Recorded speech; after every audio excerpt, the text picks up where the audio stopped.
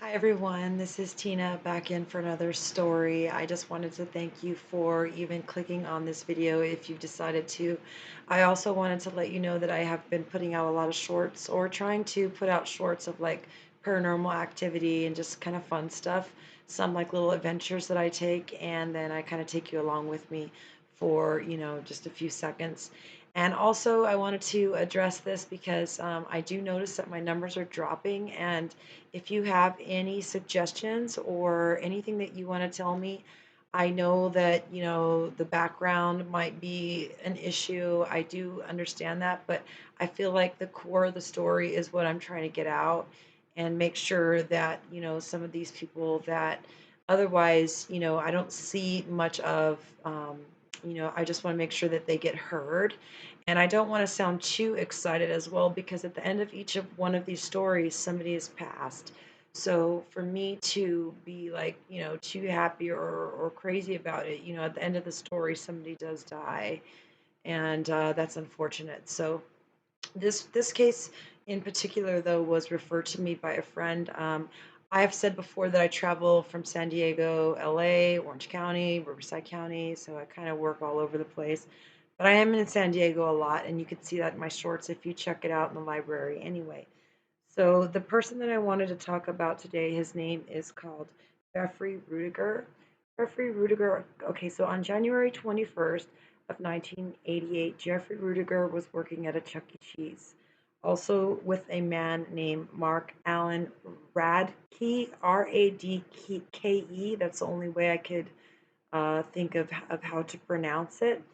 So in any event, Jeffrey had told his friends something that like he had some kind of secret mission that he had to go on that night. Okay, so Jeffrey Rudiger is the victim, and Mark Radke is the supposed perpetrator or has been convicted.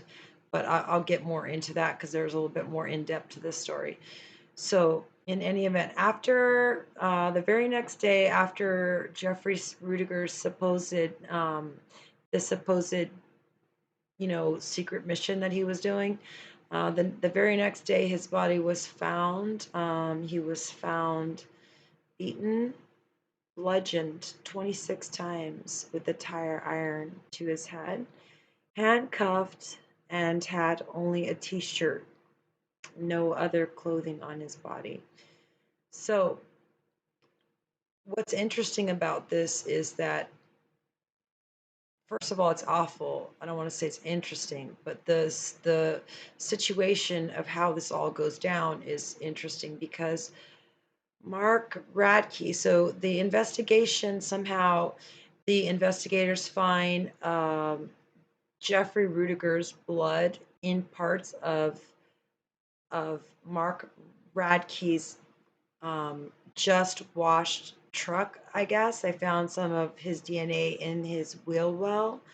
But the crime scene technicians say that Jeffrey was at least there had to be two people, one person to hold his head and another person to hold his arms. A crime scene, I guess, showed that there were, the body had been moved around at least three times and drug around. So I'm not sure. I don't have the crime scene photos, but like if they saw how like maybe a body was moved around there. But what also is, annoying is that they were never able to prove a third person that is there. And as far as I know, Mark Allen Radke has not said anything about a third person being there or saying that he didn't know. But they're saying that they couldn't. So Mark Radke only gets 25 years, 25 years to life, but still 25 years with the possibility of parole. So it's very crazy. So he gets 25 years, and the reason why he gets 25 years is because for whatever reason the jury suspects or the crime scene suggests that there was a third person there. They just can't prove who the third person was, nor could they prove that it was actually Radke, the Mark Radke that bludgeoned or did the actual, taking of the life of Jeffrey Rudiger.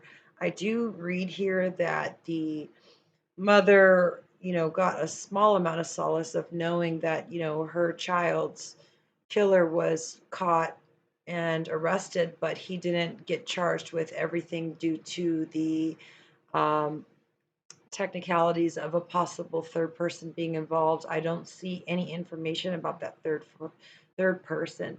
Also, what's interesting too, guys, is that this Mark Allen Radke has been in San Quentin since he was convicted, but he has also been up for parole in 2021. So think about this.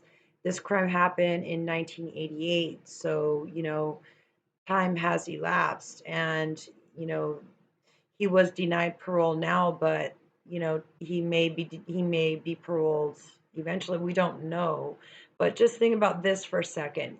Let's say, for example, and I'm just using this as an example, that he wasn't the person that bludgeoned poor Jeffrey. Even if he wasn't that person, like any I think any normal, or I don't want to say normal, but I think the average human, if you saw this type of act taking place and you don't intervene, there's something wrong with you. I mean, well, unless your life is at jeopardy, I don't know. I mean, I haven't been put in that situation. Hopefully, I'm not, but I imagine that I would fight. I would fight for that child as well, especially if I was older than that child, like it's the 16-year-old boy, so for Mark Radke, not to get all the charges, that's a little frustrating, but what's more scary is that he could be, up for parole in the next couple of years again. So it might be something that you want to just keep your eye out for. I mean, just in general, if this man is released and you know that he may be in an area that I don't know, it's pretty violent. I mean, even if you were just watching this, let's say he didn't do it, like I said, and you're just watching that's not normal. So anyway, I hope you guys will please just give me a chance. I'm trying to improve. I know I keep saying that. I am improving. If you check out my shorts, you'll see those videos. But again, I really would like your comments on this, or comments on me, or critiques of what I can or can't do to, or I shouldn't say can't, things I can do to try to improve to make this experience better. Again, as I said, at the end of each one of these stories, somebody has passed away. This was a 16-year-old boy, and so I don't want to sit here and be like all happy and excited about it because someone loses their lives at the end of this.